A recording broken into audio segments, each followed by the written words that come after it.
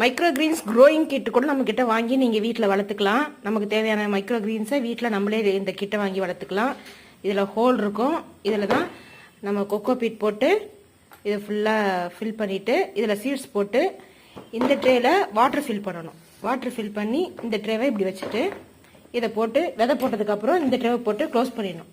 இது செட்டாக 3 ட்ரே இருக்கும். இதில் இது ஒரு செட்டு ப்ளஸ் கொக்கோ பீட். இது வந்து மென்யூர், உயிர் உரம்னு சொல்லுவாங்க. இது போட்டாலும் வளரும், இது போட்டால் நல்லா வளரும், இது போட்டால் கொஞ்சம் கம்மியாக இருக்கும். ரெண்டுமே யூஸ் பண்ணிக்கலாம் வளர்க்குறதுக்கு. சீட்ஸ் எல்லாமே இருக்குது. இது ஒரு செட்டு 750 வரும். வேணுன்றவங்க வாங்கிக்கலாம், வாங்கி வளர்த்துக்கலாம். டெய்லி ஒரு ட்ரே போட்டு வளர்த்தோம்னா நமக்கு 10 டேஸில் நம்ம வீட்டுக்கு தேவையானவங்களுக்கு ஒரு 4-5 பேர் சாப்பிட்றதுக்கு தேவையான மைக்ரோ கிரீன்ஸ் வீட்டில் வளர்ந்துடும். ஸோ நல்லா யூஸ்ஃபுல்லான ட்ரே இது, வாங்கிக்கோங்க. ஆர்கானிக்காக சாப்பிட்லாம்.